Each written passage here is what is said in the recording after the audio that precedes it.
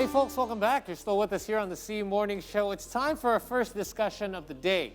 Indonesian state-owned enterprises deputy minister was seen buying local products during her visit to the Sarinah Mall after the shopping center officially reopened last month.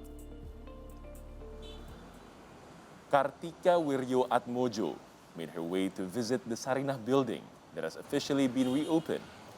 The deputy minister stopped by a shoe and batik store to try and buy the products that are sold at Sarinah. She hopes the local products that are sold have good qualities that could attract the attention of both local and foreign visitors. And other than being a retail spot for MSMEs of local brands, Sarinah has become a cultural heritage. Besides shopping and comfort, visitors can also enjoy the cultural reserve.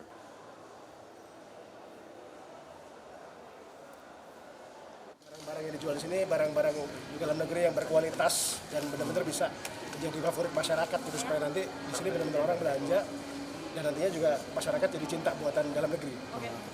Seperti dalam negeri ini, Fortuna dari Bandung ya. Fortuna. Kalau batiknya Pak? Batiknya tadi dari Riana Kusuma dari Solo. Oke.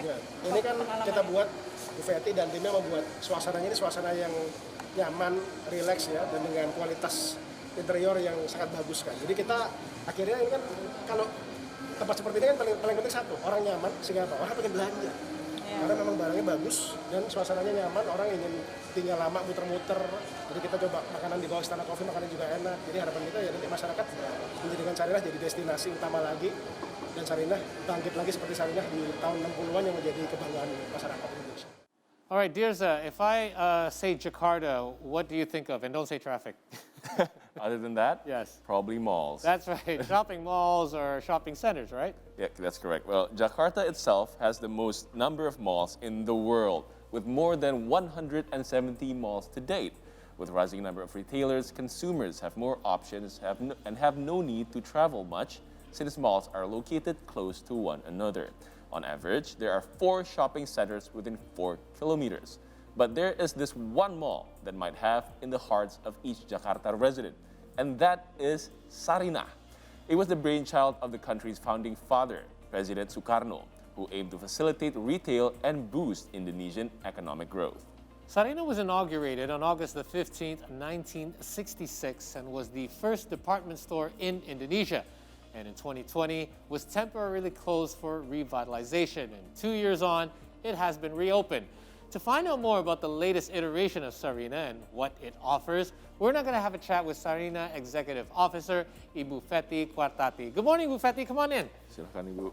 Have a seat. Thank you so morning, much Ibu. for coming by this morning. Thank you. Hope you're doing well. Yeah, thank you so much. Oh, glad to have you here. So let's just start off by asking, why was Sarinah revitalized? Okay, first of all, it will have to be relates to the relevance condition. Okay. So Sarinah being the first department store in Indonesia back in 1966, it's very important to be stay and in line with the trend and also with the spirit of the local pride. So that's why 2 years ago we are doing the transformation. It's end-to-end transformation from the physical building, business concept, rebranding, even the selection of product and also tenant.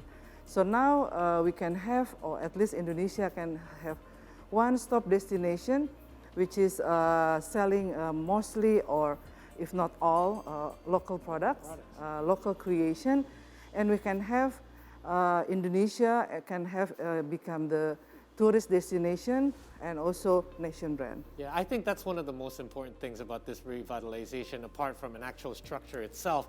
But Indonesia itself, over the past few years especially, the local industry has grown so much that I think we do need to do a little reset and just kind of get a big picture of how much products that we actually do sell locally here. Yeah, but since Sarinah is only like a block away from our studio, so I've went past it a couple of times. Every day, right? Every single day. And with the new building, it's so eye-catching with the lights and the square patterns and all that. So what is the concept of this new building? Yeah, in fact, this is not really a new building because we maintain the existing or the original shape of the Sarinah Tower itself because it's one of the heritage building. So we have to even make the original look the same like in the past. But we do a little bit of the modernization of the building itself. We create some modern design and architect, so it can be more fresh to the customer, to the public, and it's really a combination of heritage and modernism, which is now become one of the needs, yeah, of the customer. They can have something to shop. It's also an eating place.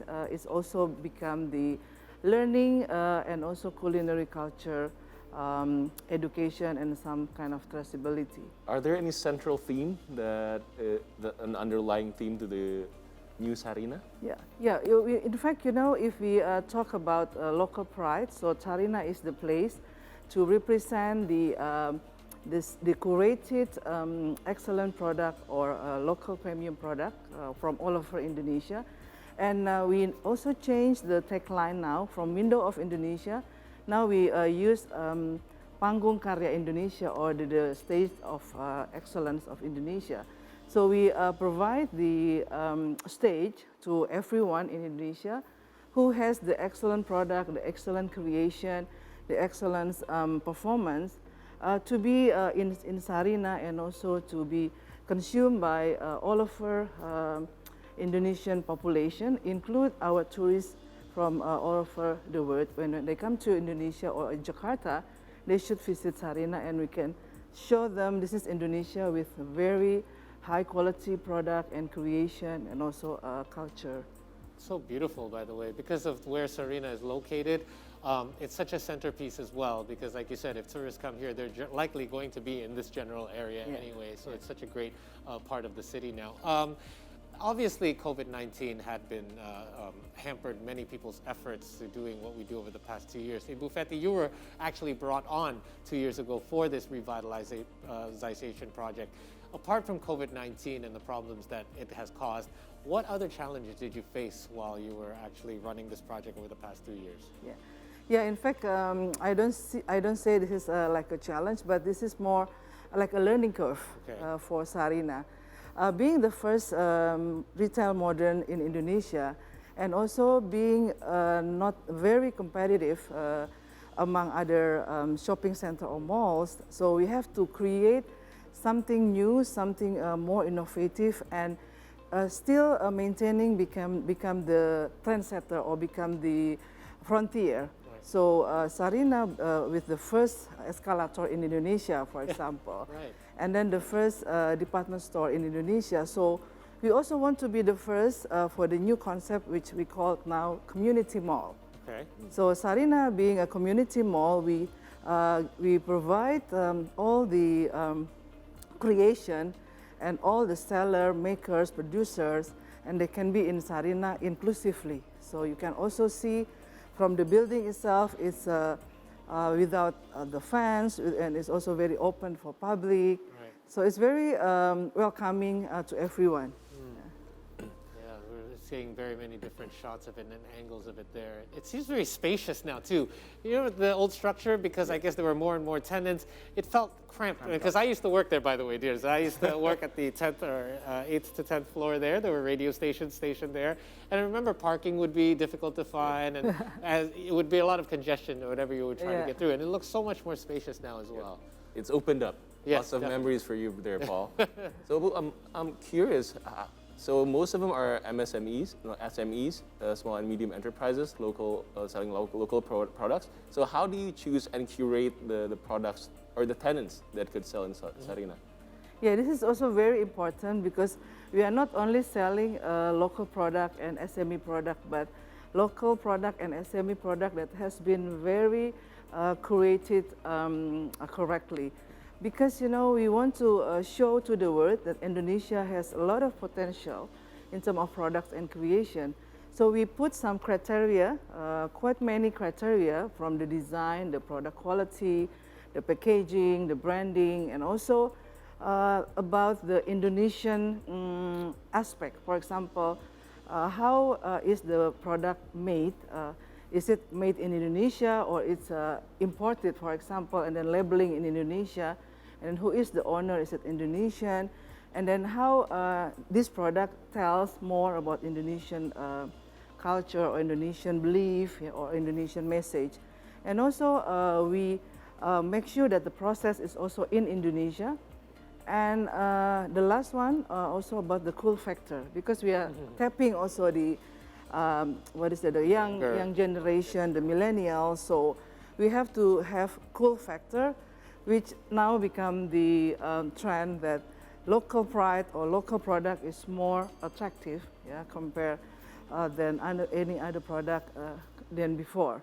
Yeah, there's Igor there performing in the front part of the atrium, and I see the modernization as well. I mean, if you're going to attract young people these days, there's a spot where you can park your bicycles, because people do tend to travel by bicycle along this main street of Sarinah Tamrin there.